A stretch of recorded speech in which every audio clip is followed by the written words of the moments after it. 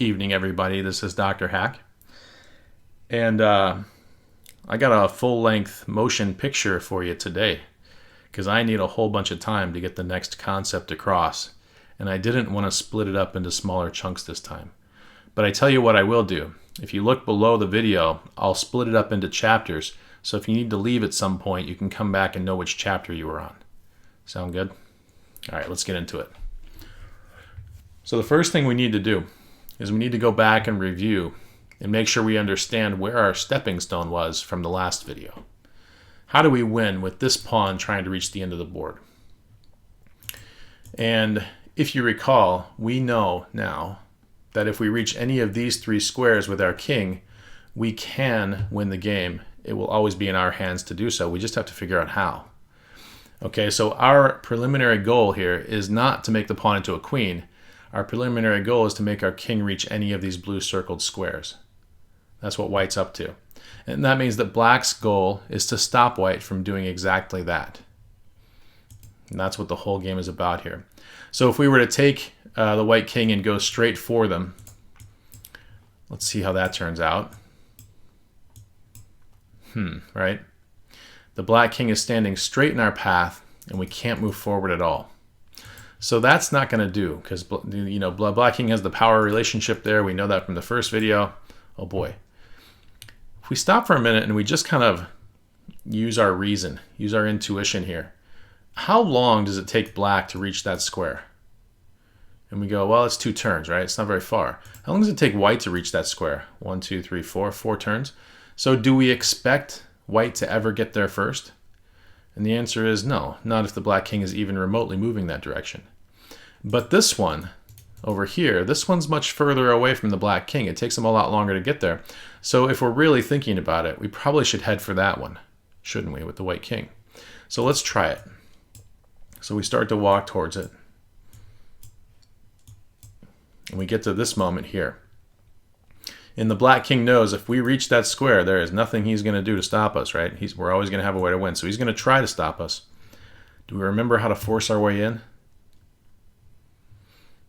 That's it. Same file, same color. And once we move there, he has to get out of our way. And when he does that, we can now move forward onto our 3 squares, our stepping stone.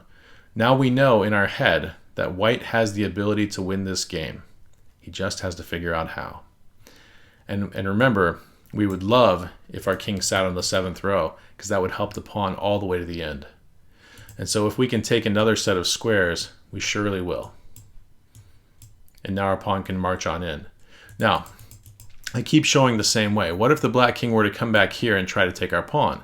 Now if we moved forward, this would be bad news, wouldn't it? Because we'd let him get in front of our pawn and capture it. So let's be aware, right? We can now move the pawn forward because our king is helping it move through exactly these 3 squares. It can move forward 1. And if the black king moves back, now we can go to the 7th row, and we're guarding it all the way in.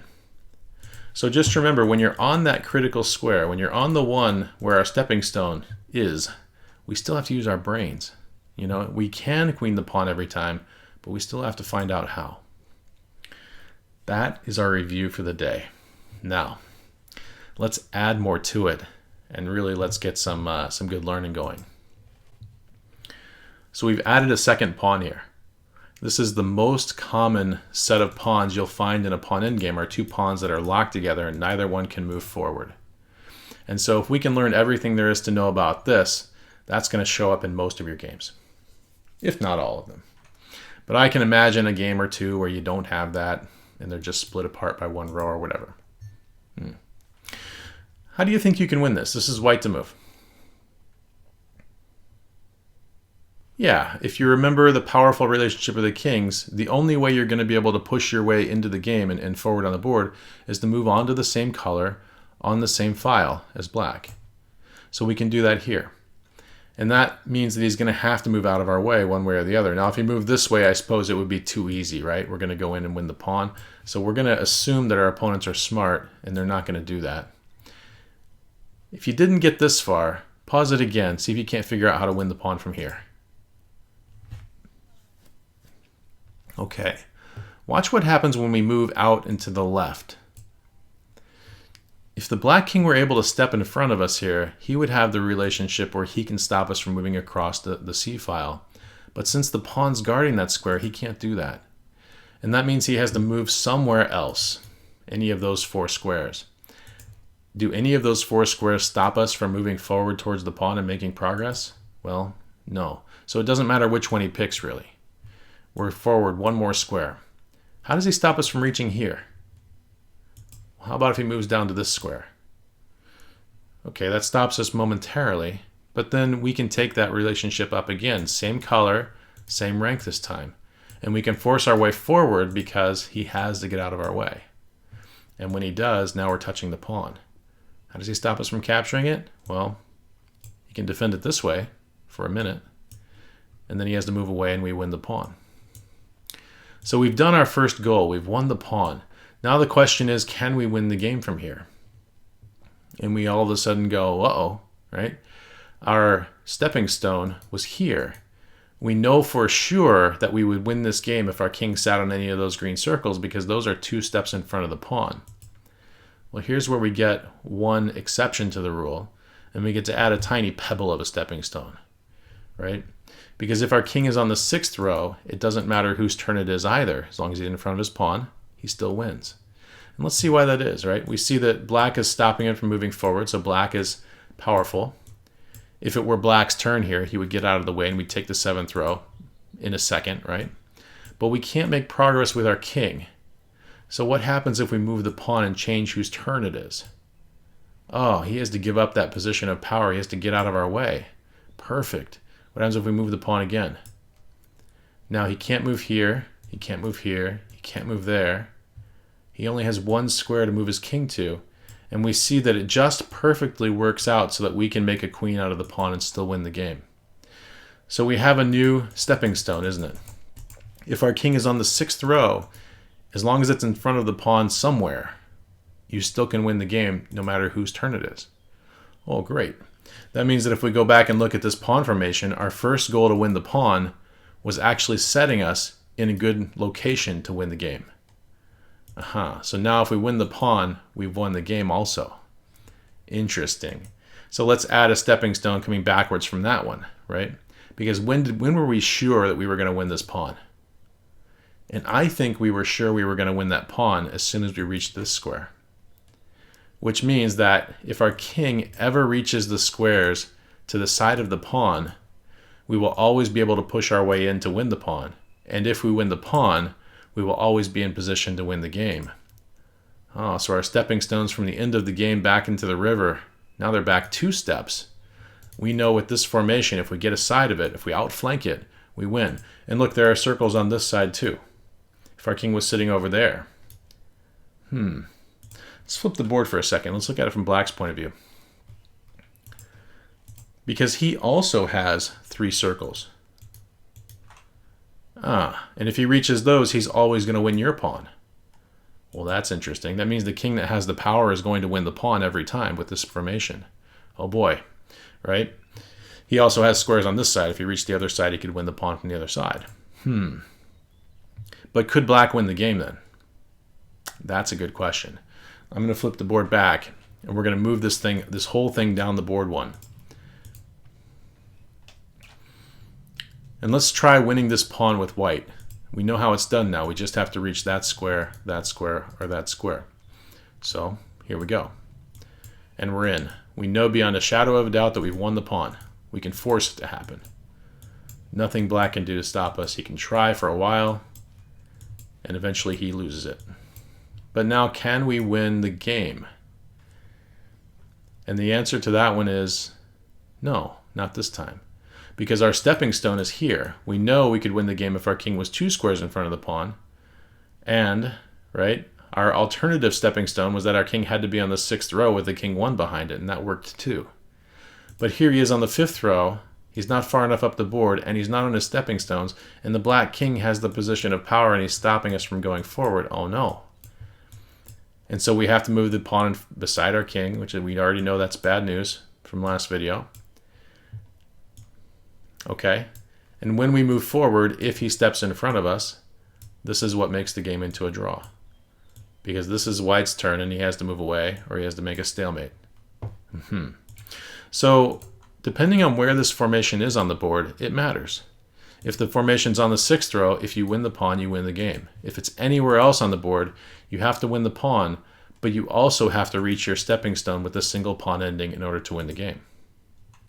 Cool. I said a lot there, but now it's time to put it into practice, right? Let's add some pawns all over the board. Let's just start with one, and let's see if we can't get this to where we can just do it. This is the coolest part. Now, I guess before we do that, I should probably give you one more resource, and we'll do that with this. Here we go. The question that we want to know is black's king close enough to stop this pawn from making a queen? And how do we figure that out, right? Well, you could just count it out. You could say, I move here, he moves there, I move here, he moves there, queen, I take the queen. You could say, yeah, I'm close enough because this works, right? Okay, ta-da. The other way you can do it is a little bit of a shortcutty way that helps us think without having to count like that. And if you were to count the number of squares to the end of the board, starting at the pawn, 1, 2, 3, 4, and then count the same number of squares to the side, 1, 2, 3, 4, it makes a square, or it makes a square of squares. There are 16 squares within this box. And if the king sits in any of those squares, he is close enough to stop the pawn. The way that I do that quickly in my head is I take the pawn and I draw a line to the end of the board, and that's the diagonal across that big square, right? It goes like this. And I know if the king is sitting anywhere in that area, he's close enough to stop the pawn. Now, that's important because when I put this next pawn on the board, right, this pawn is potentially making a queen if this king ever leaves this area. Whoops. And yes, it does go to the other side of the pawn as well, so I guess that would be legit to draw these into it. But the king's on this side, so if our king were to walk away, is his king going to walk back here? I would hope not, because if he does that, the pawn will start running, and he is not close enough to stop it from making a queen. Kings and pawns are the same speed, okay? So he can't leave the square of the pawn. The square of the pawn is exactly here, and that means that our king can do whatever it wants to try to win this pawn, and this king has to stay kind of in this little jail. 4x4 cell of cells. Yeah. Okay, so how do we do this, right? Well, we know this formation. Oh, okay. We know that in order to win this pawn, we have to come at it from the side. And that means that if we reach any of these 3 squares with our king, we can push our way across to win the pawn every time. It doesn't really matter that our pawn is in the way, because if our king was sitting where his king is, we could just move the pawn out of the way and walk under it, right? So we're trying to reach that square again. Oh, how do we do that? Well, I'm going to show you the way that an amateur would do it first, and then I'll show you the way that a grandmaster would do it second. Okay? So the way that an amateur would probably look at this and think about it is he would say, hey, your king has to stay close to that square so that my pawn doesn't make a queen. And so, you know what? Let me backpedal. I can see a mistake that's very easy to make here. What if we did that? And the black king got out of the way, and now we said, hey, all we have to do is reach here. Let's go, right? And we make it. Why is that wrong? Think about that for a minute. You remember how if we won the pawn, we still had to reach our critical squares? We still had to reach the stepping stone area. And we can't do that here. The black king will have way too much time to set up himself so that when we take the pawn, he can move in front of us. So having the extra pawn is actually having the way to win. We need this pawn. Okay, now let's go back to trying to get here. So the way that a normal player would do it, is they would walk their king, since they can go anywhere they want, they would walk their king way out this way, probably. And this is the furthest that king can go. He's got 4 moves to get back to here still, or three moves. And that's the exact same speed as the pawn, right? So he can't move one more or the pawn will beat him to the end of the board. He's got to move somewhere else. And now we've made one row of progress. This is how a normal person might do this. And then maybe we'd poke our way back, right? As black starts stopping us from moving forward again. Now we use our pawn. He can't move on to that square. Oh no, he's got to go around it. And now our king has hit one of those 3 squares, and we know from here that we can win the pawn every time. And since we have 2 pawns now, we're pretty sure that we can win this game. Now we don't have a stepping stone there yet, but we will in a minute. Okay. If his king were to move here, can you win the game? Right, you can. All you have to do is use now the only pawn. You only need 1 pawn to win the game, right? You need 1 queen. So now we're just going to help march our pawn all the way in. And that means that our king just has to be touching all 3 of those squares. We only have 1 more move to go to do that. There is nothing black can do to stop you. This is a queen. You can see the little sprouties coming out of her head, you know, as her crown starts to grow. Okay, so we've got it from here. And if he goes backwards, we're just going to march under the pawn. And we're going to grab it. And now we've got 2 pawns connected, almost connected, right? If you have 2 pawns on adjacent files in chess, this is the next stepping stone. The player with the 2 pawns always wins the game unless we're already in stalemate. There are no exceptions. And so we know anytime we have these 2 left, the game is over. We just have to figure out how to do it. And my favorite way to take on something like this is to just use one of the pawns. I go, okay, he's stopping me from moving forward, but I don't want to use this guy. I want to save him. And I just want to use the one guy up front here. Because at this moment, I really don't want to stalemate him. And so when that moment comes, I can just make a move with this pawn. I can waste a turn, and he's got to get out of the way, and we're in, right? So you have the second pawn that can kind of waste time if you want. There are so many ways to do this. I don't think there's a right or a wrong way. Okay, so whatever works for you works. But you only need 1 queen. Back to the beginning we go. Because I promised to show you the way a grandmaster would do this, right? And if this is the common way to do it, then this is the grandmaster way to do it. Because we moved onto a white square on the E file. How does black retain the relationship of power if he wants to move onto a white square on the E file? Well, if he goes down, this pawn beats him. And he can't go up because the pawn is already there guarding it. So in fact, black loses the relationship between the 2 kings. He becomes the weaker king immediately. He just became the weaker of the 2 kings. And now all we have to do as white is prepare ourselves to come forward and keep that relationship intact. No matter which one he goes to, we'll move to that color. If he goes this way, we can actually make forward progress because he can't jump like a knight to get here. And as soon as he comes back, we'll take that position of power up again. Now we're moving to the white square on the D file, right? And we're in. We're in. How does he stop us from getting up here? He just doesn't. And here we are, and now he's got to move again. Oh man, he just lets us just walk right in there. So perhaps a grandmaster would find a different way to change that relationship around so his king could force its way in to win the game. I think that's fascinating and also very neat, right? But I don't think it's necessary. I think your king can walk out here and walk up and walk back all he wants. Okay. Before we move and add another pawn to the board, I would like to show the most difficult position I could find with these 2 pawns and nothing opposing them. Okay? I think this is the most difficult one I could find. We know, because the black king is not in stalemate, we know our stepping stone. It says white wins. We just have to figure out how. Okay? And we're going to notice pretty quick that if we move anywhere close to the black king, it makes a stalemate. He has no place to move because he can't take the pawn, he can't move here, and now we've taken away his last square. He's in stalemate. So we can't approach here, we can't approach here, and even if we take the time to walk all the way around to here, we can't approach here because it blocks the same square, and we can't approach here, it blocks the same square. So our king can't get any closer than he currently is. And we have to win? It's possible, right? It's just very difficult. Watch the sequence of moves.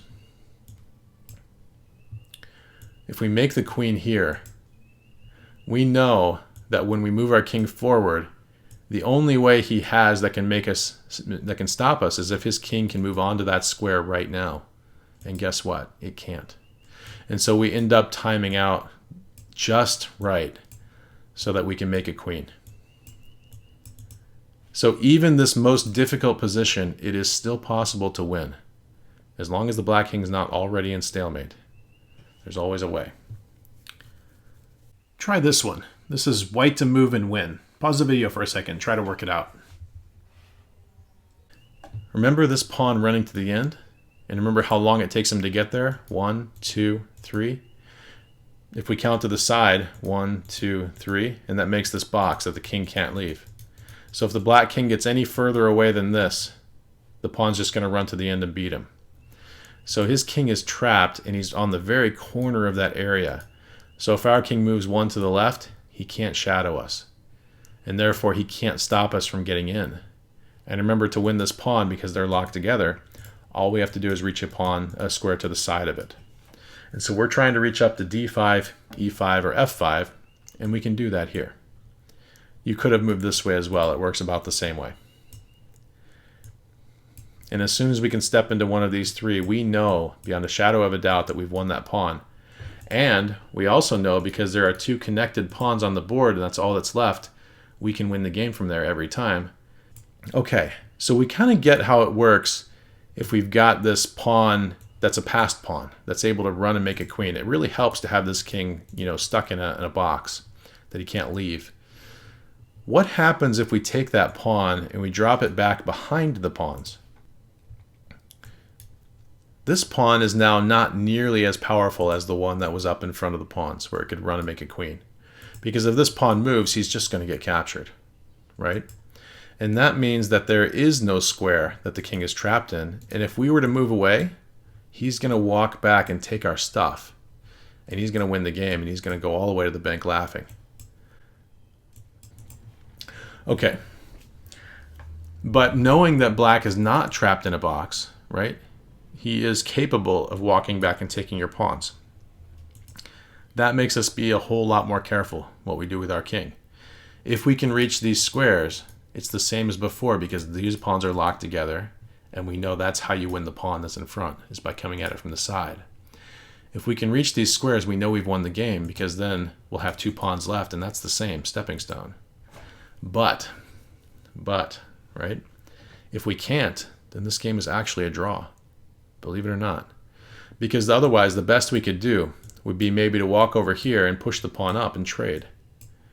But remember now, where is our stepping stone? How do we know when we've won with a single pawn? We have to be up here, don't we? Is there any way we're going to reach those squares? No. And so this game, black has the opportunity to force it to be a draw. Now, they don't always get it right, do they? But they have the opportunity to get it right, which means we've done something wrong. We'd rather win the game outright without giving them chances.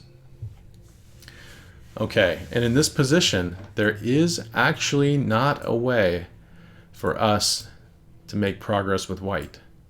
Because as we try to reach into these squares, black can always find a way to keep that position of power and stop us from doing that. And the game will end in a draw. Sad but true. So this pawn is not nearly as powerful as a pawn that's in front and passed and ready to go.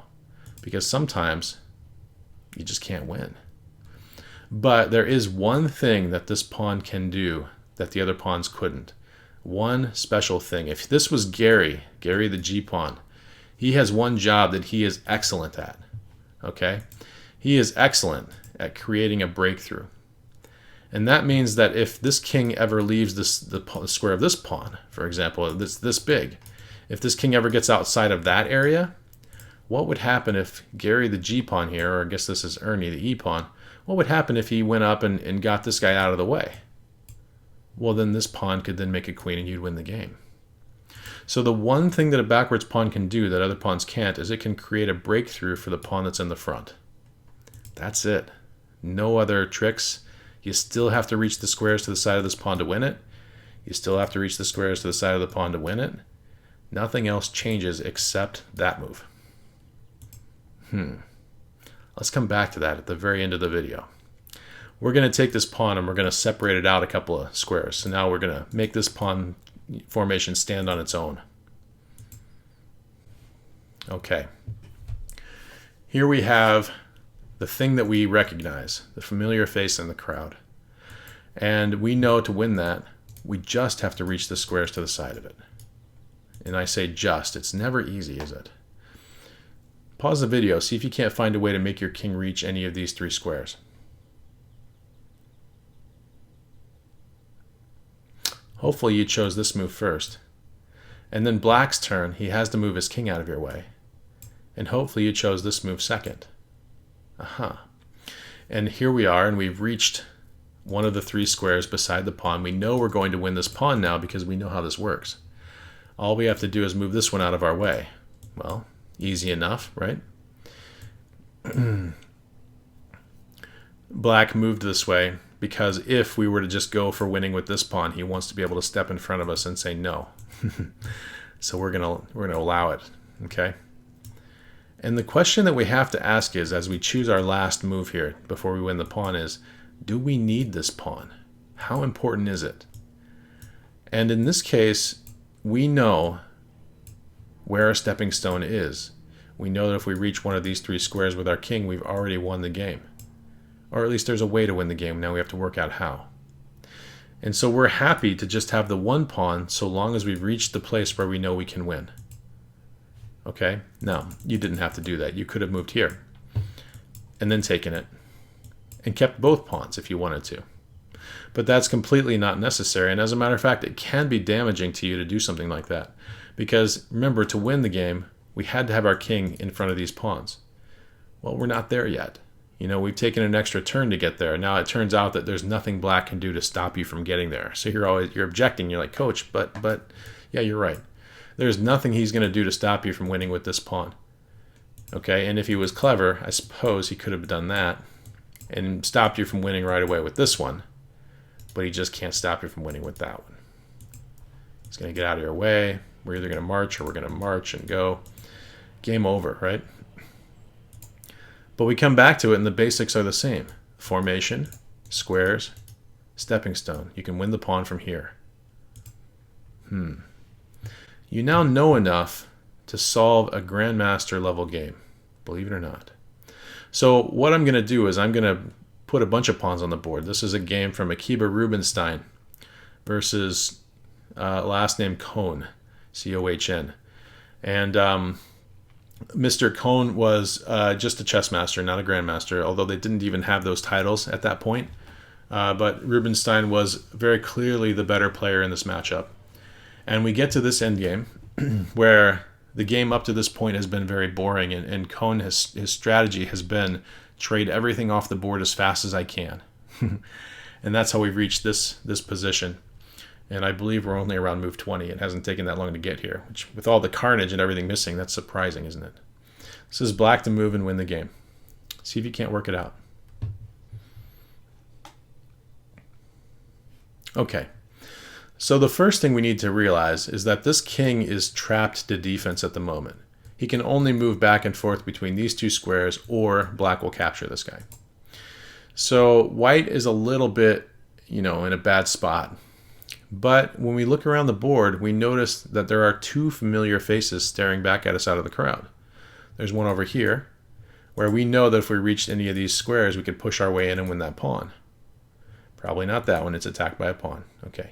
If you reach any of these 2, you can win the pawn. And there's 2 here as well. If we could reach these 3 squares, we're already there. So there's more to it then, right? We can't move through these squares because there are white pawns guarding all those things, and there's a white pawn guarding this guy.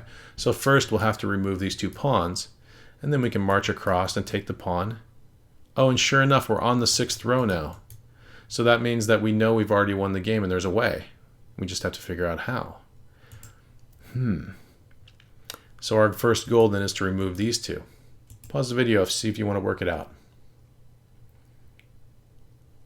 And it always starts with this pawn, doesn't it? I suppose you could start with the H pawn too, but this one happens to cut another idea off from white. White can no longer play F5 because we would take it and we would step back and win both pawns. Okay, and here we are with the pawns almost up there. Here they go, they've made it. Great. And let's say white takes with this one, we take it back. Now if white took that, it would be too easy, so we're going to move it out of the way. And this is a trap. If you were to push the pawn past, you would absolutely lose the game. What an unfortunate move that would be. Because now the king moves over, and where is your king going to move to control your pawn? You're out of luck here. No bueno. So instead of doing that, we're going to have to do what we wanted to do in the first place, which is remove both pawns so that our king can sit on the important squares and come across and win the pawn. Isn't it amazing how it looks so different in a real game? How hard is it to come up with just taking the pawn when you see it so close to the end, right? Now, for those aficionados, there was a faster way. Okay, there was a faster way. You could have moved your king up. Yes, you would be correct to do that. Because that forces white to take your pawn, or you are going to make a queen out of it. And that brings your king in one square closer, one move faster. Okay, but we're going to go back and we're just going to take the pawn, the simple play. And now we're going to find a way to force our way into this square. Well, we remember how to do that, I hope. We take the spot of power to the side and we push our way in. Why couldn't he go down? Oh, there's a pawn there. Okay, good to remember. And now he comes across and tries to stop us. But we can push him out again from the side. And now this is starting to look very familiar, I hope, at this point. We've won the pawn, and we're on the 6th row. And that's a stepping stone. We know we can win the game from here, even though white's in front of us and stopping us from moving. The pawn moves forward, and he moves forward, and we're in. What a game, right? Okay, now, I am going to put up in front of you an example from one of my own games from many years ago, and I actually can't remember what year this was played. I'll be honest with you. I've used this example so long for years. I've used this example for years, not so long. Anyway, this is white to move. We got 2 extra pawns, but it's not so easy to break through, is it? Pause the video for a sec, see what you can do. Okay, so it's white's turn, and when we move to the side, we can no longer get in to try to win the pawns. So the black king needs only to waste time until we move back to this square, and when we do that, he can come up and stop us again. So we're not getting through with just our king. Remember Gary, the G-pawn? In this case, he's Barry, the B-pawn. He has many hats. He wears them all across the board and does many different jobs. But in this case, he's the backwards pawn here. And remember, the backwards pawn has one good move to try. And if it doesn't work, then he's just lost himself for no reason. But if it does work, he's a genius, right? And we see that if black captures that pawn this way, now this pawn is very much faster than the king. The king is way too far away to stop that, right? The king would have to be within this square, and he just isn't. You have to be within this square now. Okay, so we can't take that way. What if he takes this way then? Well, now we've got 2 pawns that are able to start moving towards the edge of the board. And these 2 pawns are quite good together, believe it or not, because this one guards that square. This one guards that square. The king can't really move across to try to get that one. So what if he backs up a square? Okay, sure. And what if he backs up a square? Now this one can start moving. And as soon as he gets up into this and close to this one, now the other one can go through and make a queen. So these 2 pawns are really doing quite well, and they even stand alone. If this pawn were to start running and our king were to have to leave them alone for a bit, they're never able to be captured by the black king, because if he captures the back one, this one makes a queen. And since he can't move across, he has to move around in a path like this to get to this other one. And they work just the same way, even without the king's help. As soon as he moves in front of one, the other one moves forward, and now the other one's going to make a queen. He can't take this one because there will be a queen on the board. Amazing. So these 2 pawns are actually quite good, even though they're split apart by a file. They can stand alone and defend each other, and this is how you would win this game. One more. And this one is the big one, guys. Okay, if you can solve this one, I would give your end game skill a solid A. Okay, because this one has a lot of ways to try to win. But I think you can do it. Take a minute, pause the video, see if you can pick out the important formations. Okay, what do you see, right? We see these two are locked together, and if our king were ever to reach these squares, we would be able to win that pawn. That feels like a pipe dream, right? It's so far away and there are so many things in the way. We probably won't make it to these squares anytime soon. Okay, well, what about this one? That's much closer to where we are. Those are locked together, and so we know if our king were to sit on these three squares and we were able to remove the pawns out of the way, we would always win this pawn. Now that one's much more interesting because we're much closer to it, aren't we? The other thing that we can spot out of this is that we have the ability at any point in time to turn one of these two pawns into a passed pawn, and that means this king has to stay in range of those pawns. If they ever start running for a queen, he's going to have to chase them down. So this king can never walk, let's say, over here, because this pawn, right, if we move this one forward and he takes it and we take it, there is a square of the pawn that goes this big. He can't leave that square or he'll be too far away from the pawn making the queen. And if this one moves and we take it and we decide to go forward with this one, it's even further over, right? It's over here. So this king is really kind of trapped to that side of the board. That makes this pawn very safe. That makes us very happy, right? It should. Okay, so now we've got it broken down. How are we going to remove these two pawns and get our king up into place so that we can come across and win this pawn? Now you have a better view of it. Pause the video again, see if you can work it out. Okay. And if you said that the first move is f4 to f5, sorry, f6 to f5, I think that's the best move in the position. I really do. Now it happens to be white's turn. Let me move this guy over.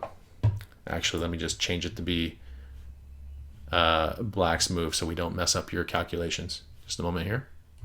Okay.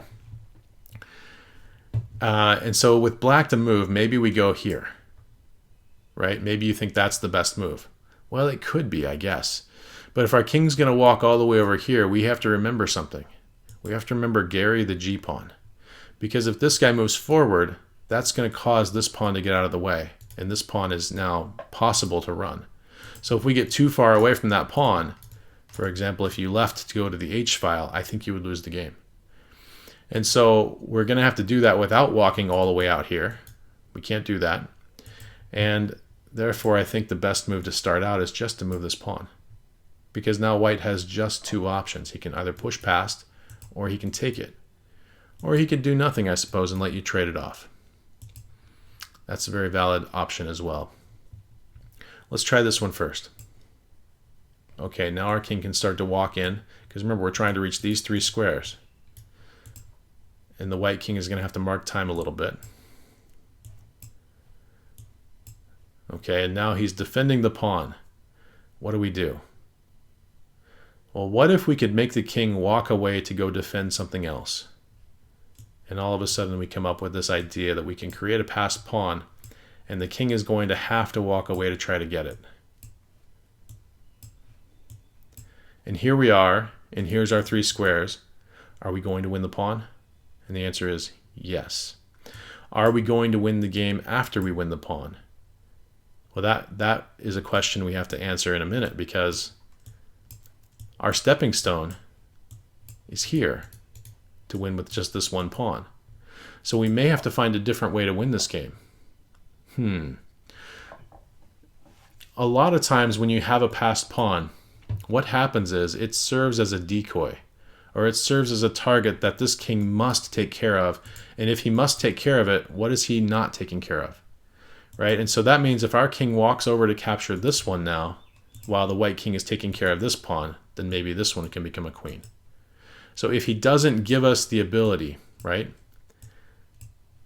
to get over here, and we can change the move now, he has to get out of our way, right? I don't know if I like that move that I just made, but I just made it. So then we can start to move in to get our pawn and win the game. And we can see now this one's going to make a queen. Okay, so that's one way the game could have gone. What's the other way? We play f5 and he pushes past. Oh boy, right? Well, let's take it, because that makes one passed pawn over here. And now that pawn has a square that the king can't leave, and if he leaves it, then he's going to lose to that one, making a queen. But now we can start to make another passed pawn on the other side of the board. Watch what happens if he tries to come and take this one. Now this one can start to run, and he has to be closer than that. Is he closer than that? No. So he can't actually leave to come and get this pawn. He'll have to go the other way. Well, what happens if we just start, now the square of this pawn is smaller. And now this square, the square of this pawn, right? Because Gary the G pawn did his job. Now this square of this pawn is smaller, and the pawns don't, the squares don't cross. I don't know if that makes sense. They're small enough where neither of the pawns is within the other one's square. So whichever pawn moves forward, he won't be able to catch them both. He could try to catch this one, but now this one moves, right?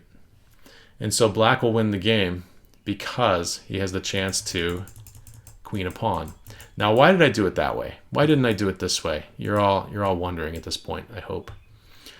Why didn't I take this back? And the reason I didn't do it that way was because this pawn now has a square of the pawn that's closer to this one than it was a minute ago. And when he goes to take it, oh no, he can take it, and he's actually fast enough to reach back and stop the other pawn from making a queen. And now we know, since he's got two pawns connected on the board, that white's won the game. Oh no, right? I hope this helps somebody. This is a crash course on one formation in the pawn family, right? In the end games. This one, the one that's locked together. Good luck with your chess. Take care. Bye now.